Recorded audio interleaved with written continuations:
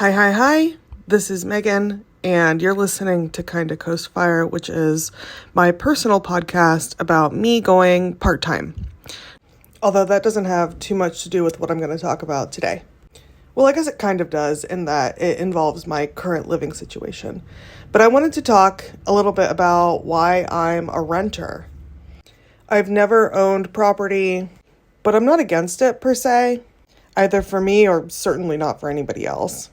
I used to have a big issue with the colonial aspects of owning property, and I still kind of do, but I also understand why it makes sense in the economic environment that we live in. Anyway, so this isn't going to be me complaining about homeownership or saying that renting is always better than buying, because I don't think that's true. It just makes sense for where I am right now, and I'll explain why. One way to reduce your monthly expenses is to own your home outright and then not have to pay a mortgage or rent, which is obviously easier said than done. A lot of people don't have the cash to buy a house outright, and even if they do, they might find a better use for it rather than just spending it all at once on a single asset. So which is cheaper, renting or buying, is really dependent on your area. The biggest reason I rent is because it's cheaper, at least for what I'm willing to live with. I don't need very much space. It's just me and my cat, and the two of us are willing to forego some amenities. I'd love to have in-unit laundry, a porch, a garage space, a big kitchen, storage, and loads of other things. But I'm willing to get by with only one or two of those. For example, in my apartment now, it does have in-unit laundry. It does not have a porch. It does not have a garage space. The kitchen is tiny. I guess I get some storage. And I don't have central air. That's a big one. Of course, I live in an area where it isn't medically necessary for me to have central air.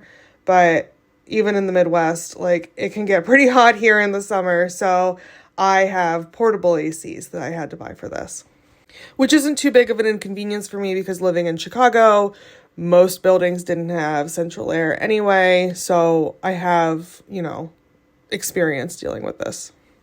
The second big thing, and you'll hear people say this a lot when they're arguing between whether renting or a mortgage makes sense for somebody.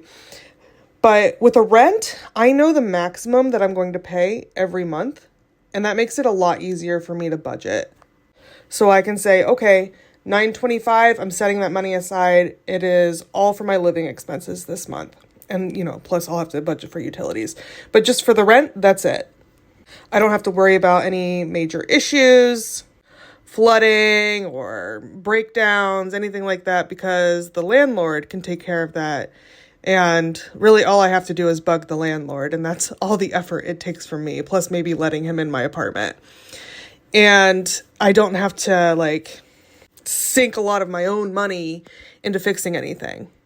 I could, if there's a minor repair or something, I could do that myself. I often don't, just to get the most value out of the lease. And I don't paint or anything like that.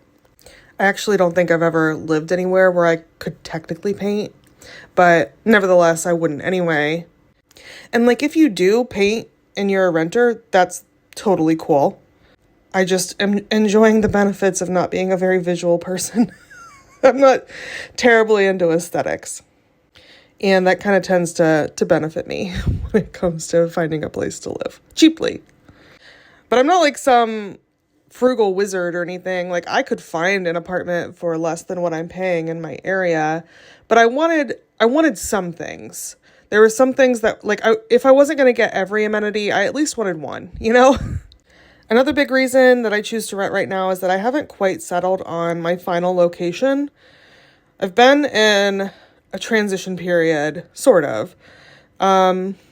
As anyone who's been following me for a couple years knows, I recently moved across a few states. I'm kind of close to family now, but I am not in the town that I grew up in. So I'm in a somewhat new area, and I currently plan on staying here, but I don't know if I'm going to settle in this particular neighborhood, for example.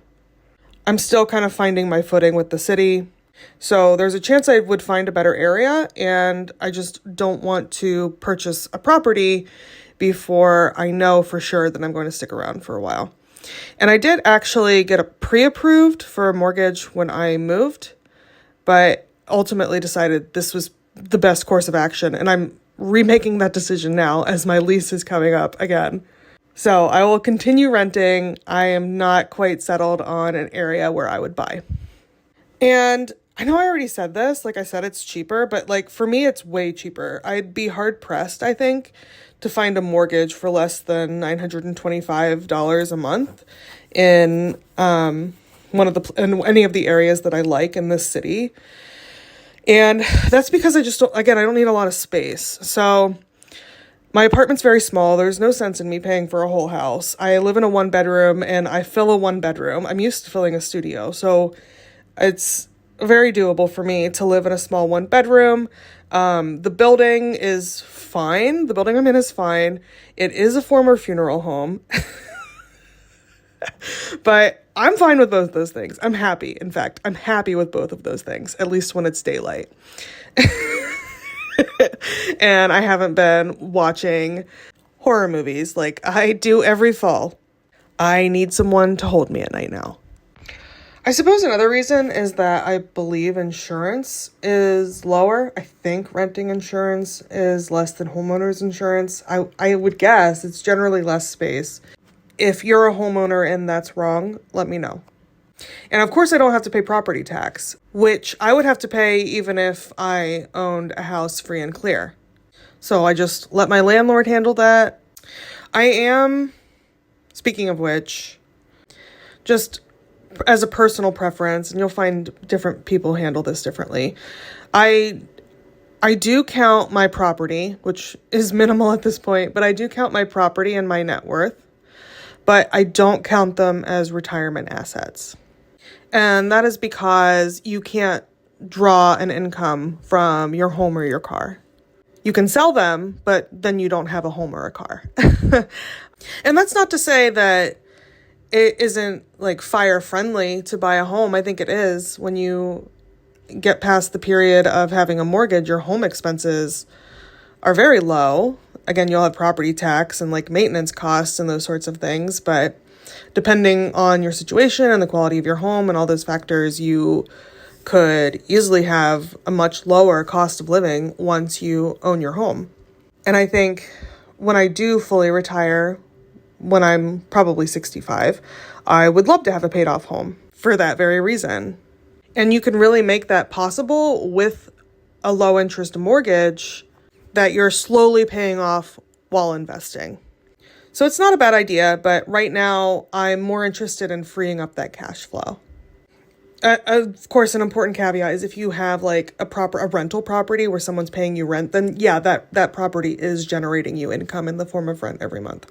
I'm not sure I would ever really want to do that. I'd probably hire a property manager if I did that, because that sounds time intensive to say the least. I would not want to be like in my landlord's shoes, for example, renovating this old creepy ass funeral home that needs regular maintenance. This is one of those things that I think is really personal. So yeah, if you've got other thoughts, I'm really interested in hearing them. Why you rent, why you bought your home. If you own your house outright, is it indeed that much cheaper as I'm making it sound? Is it as nice as it sounds? If you have a mortgage, do you find it's more stressful than paying rent?